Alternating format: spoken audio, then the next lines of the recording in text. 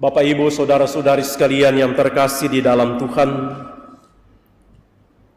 sering orang membanding-bandingkan. Katanya orang-orang Katolik itu tidak tahu berdoa. Kalau ada pertemuan bersama, diminta siapa mau maju pimpin doa, semua berdoa di tempat, menunduk kepala, tidak mau maju pimpin doa. Barangkali memang benar bahwa orang Katolik itu tidak tahu berdoa, barangkali. Karena itulah salah seorang murid bertanya dan memohon kepada Yesus, "Tuhan, ajarlah kami berdoa sama seperti yang diajarkan Yohanes kepada murid-muridnya." Dan benar, saudara-saudari, Injil hari ini memberikan kepada kita apa yang harus kita lakukan dan bagaimana kita harus berdoa. Dan dari pengajaran Yesus menjadi sangat jelas. Pertama-tama, kalau Anda mau berdoa, kalau kita mau berdoa, yakinkan dan putuskan atau beranikan dirimu menyebut Allah sebagai Bapa. Kita semua mempunyai pemahaman, pengalaman mengenai Bapa dalam kehidupan. Kita semua mempunyai Bapa. Tidak ada yang tidak punya Bapa. Kecuali barangkali dia malaikat atau dia roh halus.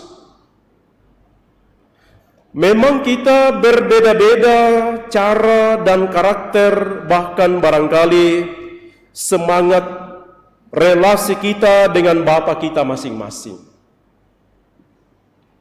Tetapi yang benar adalah setiap Bapa selalu berusaha memberikan yang terbaik bagi anak-anaknya.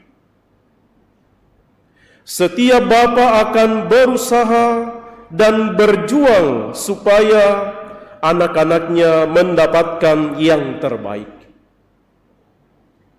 Dan juga setiap anak akan menempatkan bapaknya sebagai yang didengarkan, yang dihormati. Kalau ada anak yang tidak hormat kepada bapaknya, barangkali dia bukan anak. Dia sudah menjadi malaikat barangkali. Kalau itu yang terjadi, maka seorang anak di hadapan Allah akan mempercayakan seluruh dirinya kepada Bapa itu. Dan Yesus menyebutkan, putuskan lebih dahulu bahwa Allah itulah Bapamu, maka dengan demikian kamu akan bisa berdoa. Isinya lalu bisa macam-macam. Dikuduskanlah namamu, datanglah kerajaanmu, berilah kami, segala-galanya bisa diminta. Kalau Anda merasa Allah itu adalah Bapa, tapi kalau Allah itu adalah seorang yang jauh, tidak tahu ada di mana, tidak merasa perlu tunduk dan taat kepadanya, memang tidak tahu berdoa, pasti tidak bisa berdoa. Maka inspirasi pertama hari ini, Bapak, Ibu, saudara-saudari, semoga kita selalu merasa Allah itu adalah Bapa. Dekat dengan kita, ada di antara kita, selalu memberikan yang terbaik, dan kita mempercayakan seluruh diri kita kepadanya. Hal yang kedua, saudara-saudari, Yesus mengajar kita untuk berdoa, tidak pertama-tama supaya Allah mendengarkan kita.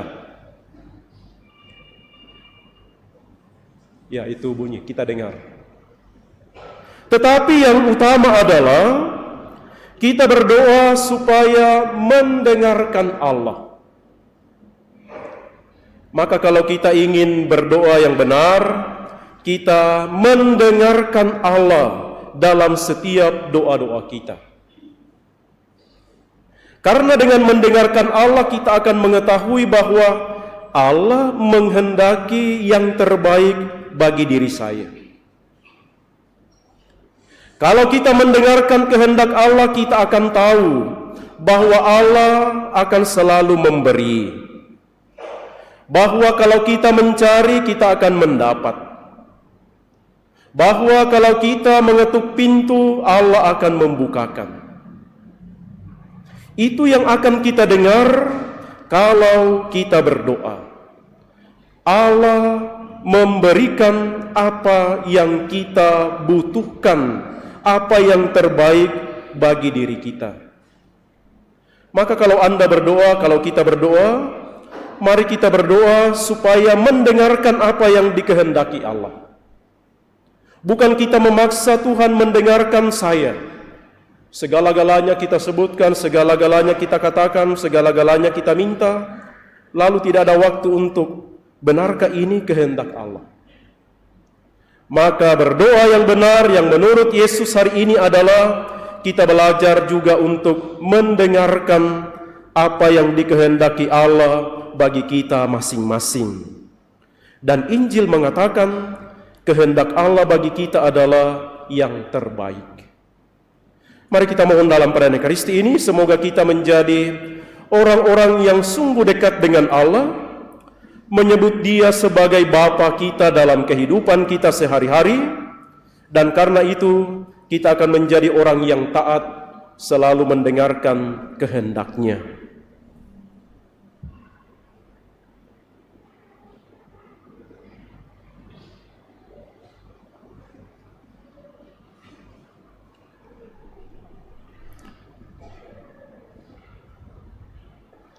Saudara-saudari terkasih, mari kita menanggapi sabda Tuhan yang sudah kita dengarkan.